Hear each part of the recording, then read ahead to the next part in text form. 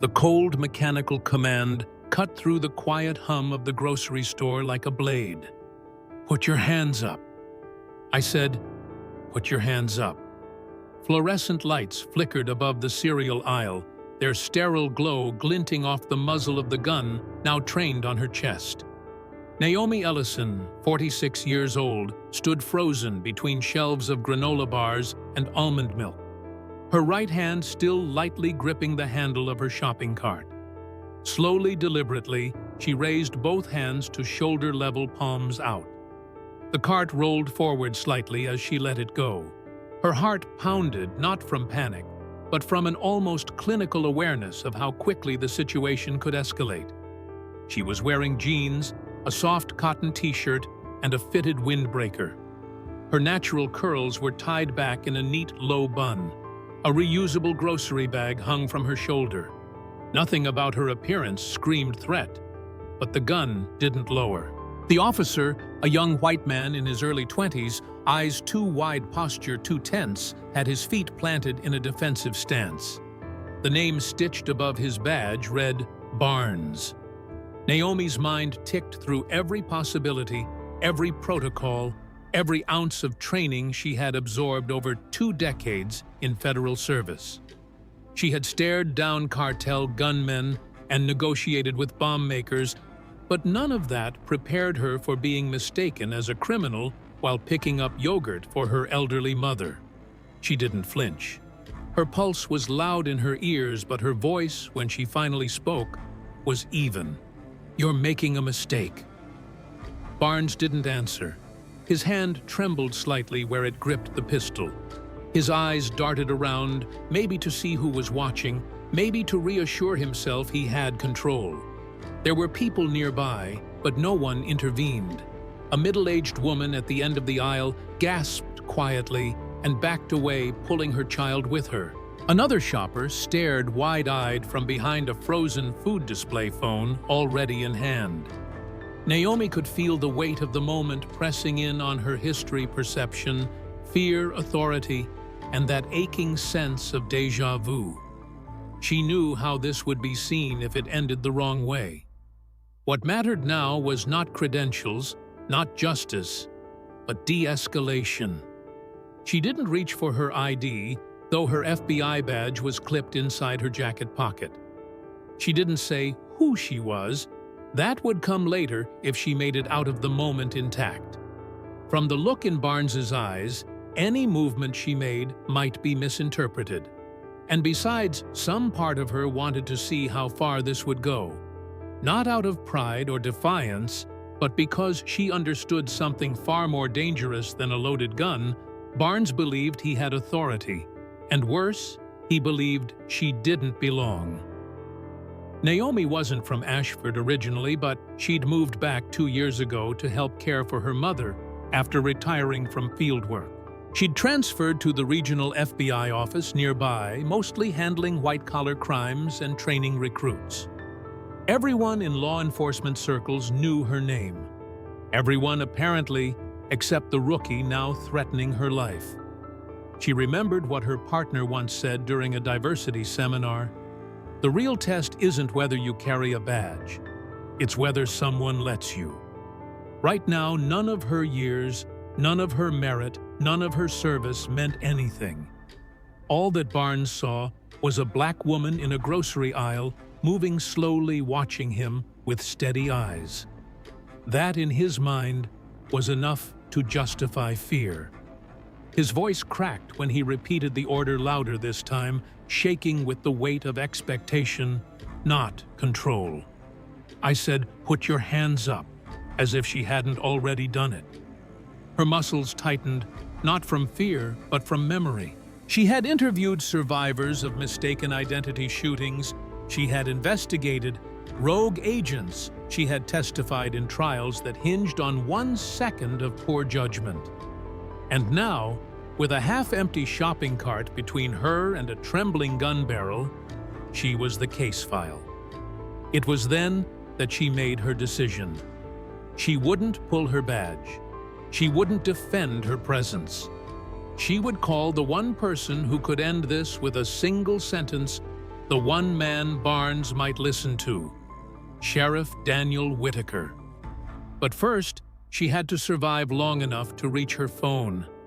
Naomi Ellison had always known how the world saw her before she opened her mouth. It was something her mother taught her without ever saying it outright, through tightly packed lunch bags, through whispered warnings before school field trips, through the quiet way she watched news headlines. By 12, Naomi knew how to move through department stores with her hands visible, how to make eye contact without challenging authority, and how to keep her voice steady even when her pulse raced.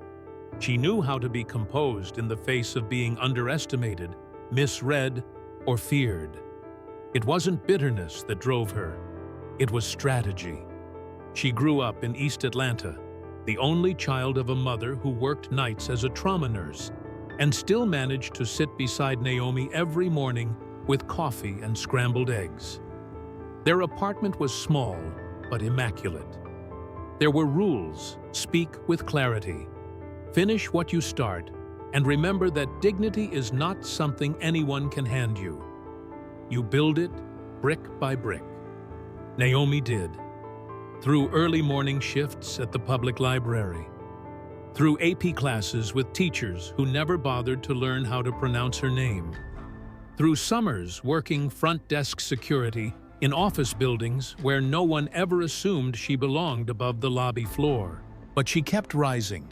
She earned a scholarship to Emory University, where she studied criminology and behavioral science. She was 2 weeks into her senior year when she applied to Quantico. It was a long shot. There were 324 applicants in her class.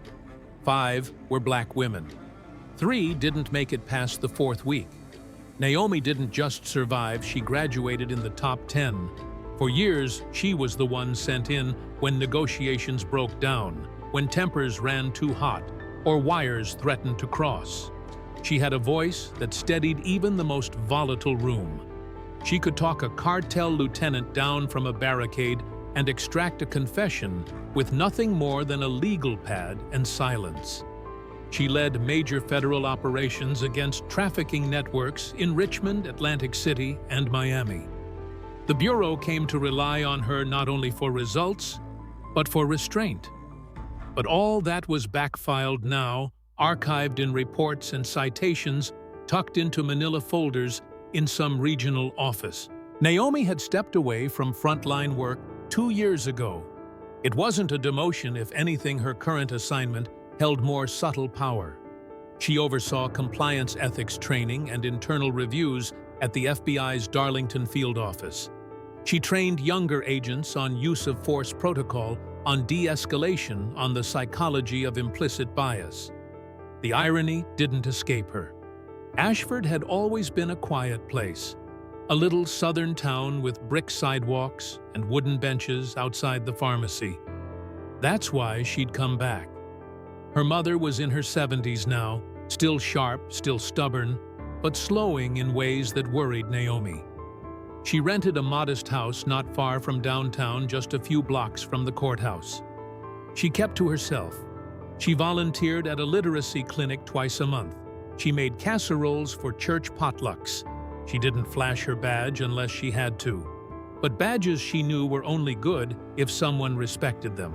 And here in the aisle of a grocery store she visited every Saturday, she was staring down the shaking muzzle of a police-issued Glock, wielded by a boy too young to understand the responsibility in his hands. He didn't know who she was. He hadn't asked. And she hadn't told him. Part of her wondered if she'd made a mistake, if she should have spoken up immediately, pulled out her credentials, asserted control. But something in his face, in the twitch of his jaw when she'd first turned toward him, told her it wouldn't have mattered. To men like him, assertion was defiance.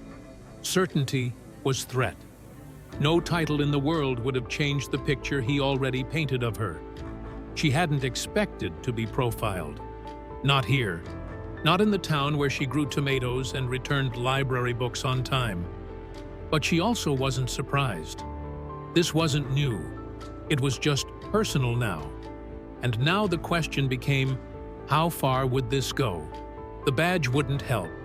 The law wouldn't help. The people watching were too afraid to help. But Naomi had something else. A lifeline. Sheriff Daniel Whitaker. They'd grown up in neighboring counties, trained together briefly when he was still a beat cop, stayed friends across decades of divergent careers. He was no fool, and unlike Barnes, he did know who she was. She had his number, and she had her phone. The decision crystallized. Slowly, careful not to startle the boy in uniform, she inhaled and tilted her head ever so slightly, just enough to shift her balance. Then she said quietly, "I'd like to make a call." Naomi didn't move quickly. Every gesture was precise, slow, deliberate. Her right hand, still raised, hovered in the air, while her left shifted inch by inch down toward the side pocket of her jacket. She tilted her chin toward Officer Barnes, her tone even and low, just above a whisper. "I'm going to reach for my phone. It's in my jacket pocket. I'm not a threat, but you're about to make a serious mistake." Barnes's mouth opened slightly. A flicker of uncertainty passed over his face, but he didn't lower his weapon. He just nodded barely, and Naomi took that as permission. Slowly, she reached in, pulled out her phone, and held it face up in her palm. No sudden taps, just one swipe. Then a contact list. She scrolled to the name she already knew would be there, Sheriff Daniel Whitaker. She hit the call button. The phone began to ring. Barnes's eyes narrowed, his body still locked in position, arms stiff, gun unwavering. Around them, the air felt static, charged by fear and confusion, and a creeping sense of guilt that Barnes didn't yet understand, but would. On the third ring, a voice answered, deep, calm, unmistakably authoritative. "This is Sheriff Whitaker." Naomi's response was steady. "Dan, it's Naomi." A beat of silence. Then a shift. "Naomi." The tone sharpened. "Where are you? I'm at Parker's Grocery, aisle 9. Your Officer Barnes is pointing a gun at me. He hasn't asked for ID. He won't listen. He just assumed." Another pause, but this one boiled. "Stay where you are. Don't move. I'm en route." She ended the call without further explanation. The phone slipped back into her pocket with the same quiet care she'd used to retrieve it. She looked back at Barnes. His face had changed. Not softened, no, but cracked. The rigid frame of righteous suspicion that had held him upright had begun to buckle under the weight of doubt. "Sheriff Whitaker." Naomi said, her voice lower, sharper now. "That's who I just called. We've known each other over 20 years. You'll want to keep your weapon holstered when he arrives." Barnes didn't answer. The color had drained from his cheeks. He blinked once, then again. Sweat formed along his temple, threading down past his ear. He glanced around, saw the onlookers, the woman filming now without hiding it, the store manager peeking around the corner. He knew in some small, collapsing part of himself that something irreversible had just begun. 5 minutes passed like an hour. Naomi's arms were still raised, though the ache had settled in her shoulders. She hadn't moved. Neither had Barnes. He was frozen by a fear she recognized, not of her, but of exposure, of being wrong, of being seen. Then came the sound of footsteps, quick, confident, purposeful. A tall figure emerged from the far end of the aisle, not in uniform, but unmistakably in command. Sheriff Daniel Whitaker wore jeans, a button-down shirt, and a face carved from stone. His eyes scanned the scene in an instant. Naomi upright, composed. Barnes' gun still drawn, hands shaking now. The silence broke as Whitaker's voice rang out, calm but heavy. "Officer Barnes, stand down." Barnes didn't react at first. It was as if his body couldn't yet believe the order applied to him. Whitaker stepped closer. "I said lower your weapon. Now." Barnes obeyed. The gun trembled as it dipped, then returned reluctantly to its holster. His hands hovered afterward, uncertain what to do next. He turned to speak, but Whitaker cut him off. "Do not explain. Not here. Not now." Then the sheriff turned to Naomi. His features softened as he stepped toward her. "Are you all right?" Naomi nodded once. "No injuries. Just disappointed." Whitaker closed his eyes for a second, just long enough for the weight to register, then looked at Barnes with steel in his stare. "You have no idea what you just did." The aisles were silent. Even the muzak playing overhead seemed to have faded. Naomi lowered her arms slowly. The ache in her shoulders pulsed as blood flowed freely again. She didn't flinch, didn't scold. She just looked at Barnes, then past him. Because the story was no longer about fear. It was about what came next. By Monday morning, the Mayfield Police Department had entered damage control mode. Sheriff Whitaker wasted no time. Within hours of the incident, Officer Kyle Barnes was placed on immediate administrative suspension pending investigation. His badge gun and radio were quietly collected at the station, while the sheriff's office coordinated with Internal Affairs to begin a formal inquiry. There were no public statements, not yet, but the tension inside the department was palpable. Naomi Ellison had not returned to work right away. She spent Sunday in silence, sitting at her kitchen table with a cup of black coffee going cold in her hand. Her mother, sharp-eyed as ever, had said little. There was no need. Naomi's face said enough tight around the jaw gaze, distant posture, upright but worn. It wasn't the first time she'd seen this expression in the mirror, but it was the first time it came from being the case, not the investigator. She knew what came next. Investigations like these had a rhythm, a pace, a hierarchy. And despite the fact that she was the wronged party, she still had to present herself with the precision of an agent giving testimony, clear, restrained, professional. Because how she responded would be examined just as closely as what had been done to her. The Internal Affairs Division dispatched a lead investigator from a neighboring jurisdiction, someone impartial. Lieutenant Rachel Sanderson was competent, quiet, methodical. She interviewed Naomi in a closed-door session at the regional FBI office, not the police department. Naomi appreciated the courtesy. No cameras, no press, just facts. She spoke plainly, recounting the encounter from the first moment Barnes approached her to the second Sheriff Whitaker arrived. She described the officer's aggressive tone, the lack of cause, the racial profiling embedded in his suspicion. She noted his refusal to ask for ID, his escalation, his refusal to de-escalate, even when she remained still and compliant. She emphasized how he'd interpreted her calm as resistance, how he'd seen her restraint not as control, but as a threat. There was no bitterness in her voice, only weight.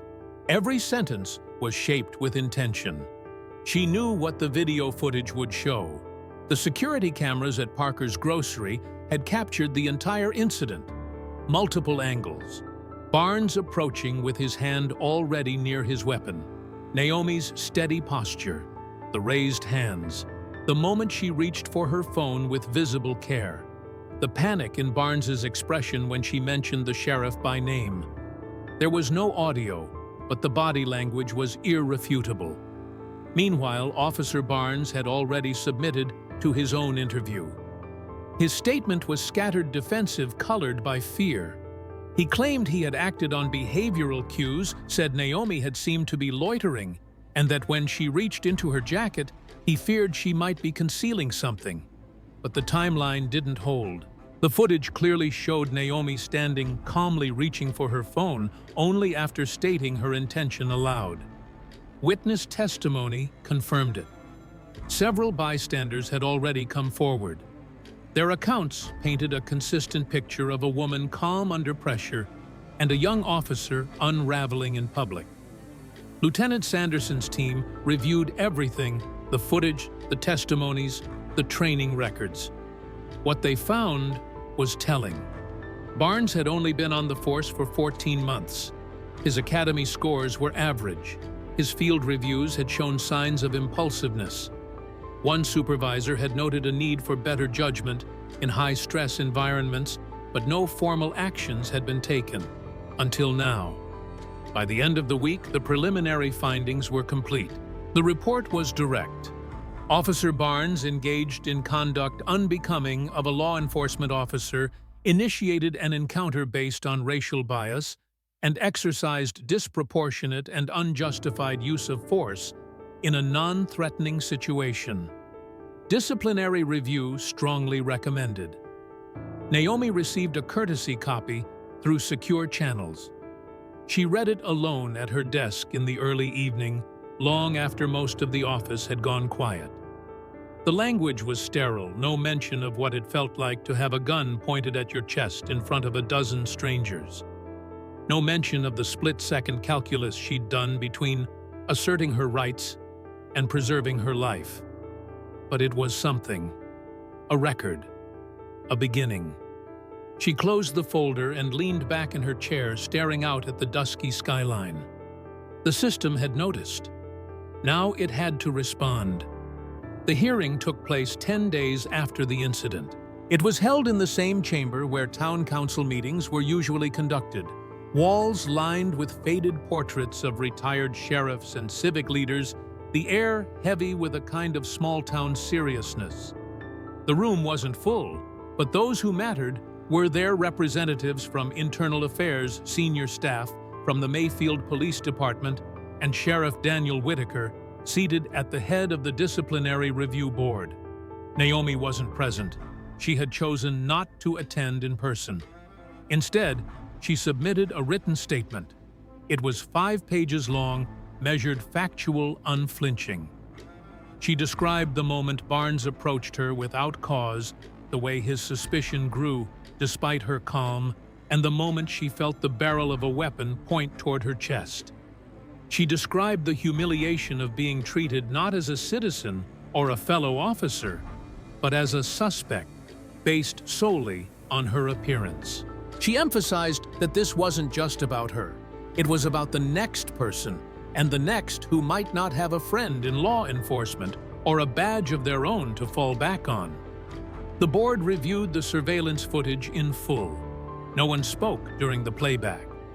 There was no arguing with what they saw: Barnes approaching Naomi with his hand on his weapon, confronting her without justification, escalating until the gun was drawn.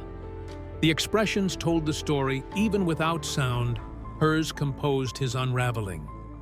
When it came time for Barnes to speak, he did so through his attorney.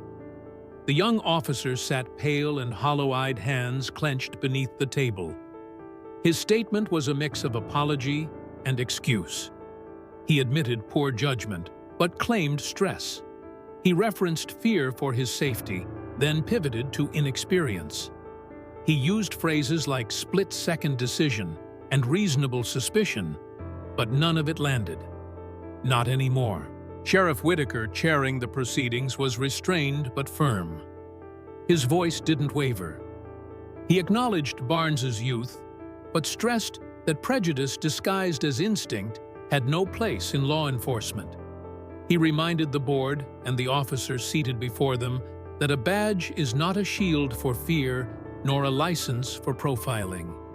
It is a responsibility, one that had been gravely mishandled. The final decision was unanimous. Officer Kyle Barnes was terminated from the Mayfield Police Department, effective immediately. No pension, no severance. His personnel file would carry the mark of misconduct. He would be ineligible for rehire in any law enforcement agency within the state. The board's statement emphasized that the decision was not made lightly, but out of necessity to protect public trust and affirm the department's ethical foundation.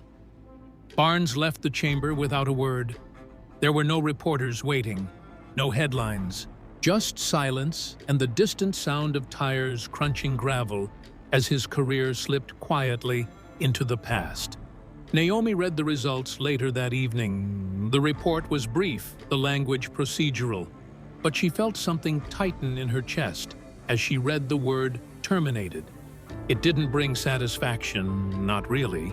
Nothing could undo what had happened, but it brought clarity, closure, proof that the system could work when people inside it were willing to confront their own. That night, she sat with Sheriff Whitaker on her front porch. He'd stopped by unannounced, a six-pack of ginger ale in hand, still in uniform, but without the radio clipped to his belt. "I wanted you to hear it from me," he said. "And I wanted to apologize not as sheriff, but as someone who brought that kid onto the force." Naomi nodded, eyes on the horizon. "You can't vet someone's soul in a job interview, Dan, but you can hold them accountable." He sighed. "I never thought it would happen under my watch." "It happens," she said. "What matters is what you do when it does." They sat in silence for a long time. Crickets sang in the dark. A car passed slowly on the far road. Somewhere down the block, wind chimes danced in the breeze. "I'm thinking of launching a new training initiative," Whitaker said, finally. "Bias response, community conduct, maybe even bringing in outside instructors." Naomi glanced at him. "Need a consultant?" A smile tugged at his mouth. "Thought you might say that." She didn't smile back, not quite. But she nodded. Because she wasn't done. Not yet. The incident with Barnes had left a bruise. A deep one. But it also opened a crack in the facade, a glimpse of what could change if people stopped looking away. In the following weeks, the department launched its new training protocols. Officers were reassigned, supervisors retrained. Naomi sat on panels, wrote guidelines, and led seminars on implicit bias and de-escalation. Her presence was no longer just a quiet reminder of excellence, it was a demand for it. The story never made national news, but in Ashford, it stayed alive, quietly, purposefully, as a lesson, a warning, and a promise. For Naomi Ellison, it was never about revenge. It was about repair, and making sure no one else had to stand where she stood.